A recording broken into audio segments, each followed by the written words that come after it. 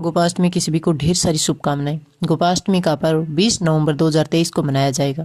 पंचांग के अनुसार कार्तिक शुक्ल पक्ष की अष्टमी तिथि पर यह पर्व मनाया जाता है।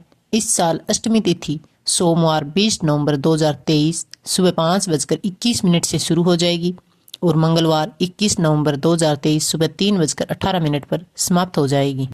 गोपाष्टमी की पूजा विधि की बात करें तो इस दिन बछड़े सहित गाय का पूजन करने का विधान है। इस दिन प्रातःकाल उठकर नित्य क्रम से निवृत्त होकर स्नान आदि करते हैं और प्रातःकाल ही गौओं को और उनके बछड़ों को भी स्नान कराया जाता है। गौ माता के अंगों में मेहंदी, रोली, हल्दी आदि के थापे लगाए जाते हैं। गायों को सजाया जाता है। प्रातःकाल ही धूप, दीप, पुष्प, अक्षत, रोली, गुड़, जलेबी, वस्त्र और जल से गौ माता की पूजा की जाती है और आरती उतारी जाती है। पूजन के बाद गौ ग्रास निकाला जाता है। गौ माता की परिक्रमा की जाती है। परिक्रमा के बाद गौओं के साथ कुछ दूर तक चला जाता है। गोपाष्टमी का महत्व है तो गौ और ग्वालों की पूजा को समर्पित गोपाष्टमी है वो 20 नवंबर को मनाई जाएगी। हमारे हिंदू धर्म तथा शास्त्रों में गायों को सभी प्राणियों की माता कहा जाता है। ऐसी मान्यता है कि गाय की देह में समस्त देवी देवता निवास करते हैं।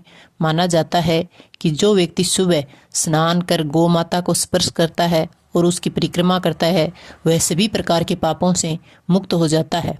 गायों का समूह जहाँ बैठकर आराम और चैन की सांस लेता है उस जगह से सभी पाप खत्म हो जाते हैं।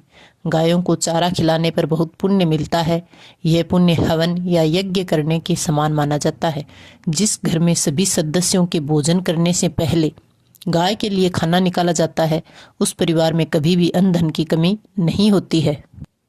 कथा की बात करें तो प्राचीन काल में एक बार बाल गोपाल श्री कृष्ण जब 6 वर्ष के हो गए थे तो माँ यशोदा से कहने लगे कि माँ, अब मैं बड़ा हो गया हूँ और अब मैं बछड़े चराने नहीं जाऊँगा, मैं गौ माता के साथ गौ चराऊँगा। इस पर यशोदा ने बात नंद बाबा पर टालते हुए कहा कि तुम अपने बाबा से बात कर लो, पूछ लो। इस पर भगवान श्री कृष्ण जाकर नंद बाबा से कहने लगे कि अब मैं बछड़े नहीं बल्कि गाय चराने जाऊँगा बाबा। नंद बाबा ने उन्हें समझाया लेकिन वह नहीं माने।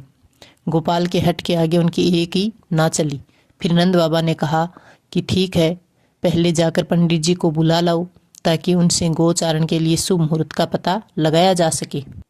ये सुनकर बाल गोपाल दौड़ते हुए पंडित जी के पास पहुँचे और एक सांस में उन्होंने कहा कि पंडित जी, आपको नंद बाबा ने गोचारण का शुभ मुहूर्त देखने के लिए बुलाया है।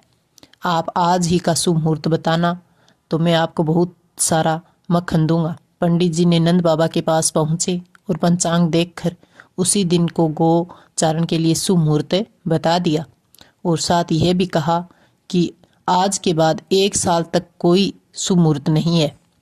नंद बाबा ने पंडित जी की बात पर विचार करते हुए बाल गोपाल को गोचारण की आज्ञा दे दी। भगवान उसी दिन से गाय चराने जाने लगे।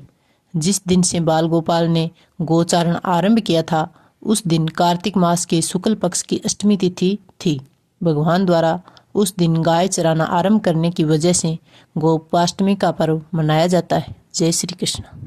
जानकारी अच्छी लगी हो, कथा अच्छी लगी हो तो वीडियो को लाइक, शेयर, सब्सक्राइब जरूर करें। धन्यवाद।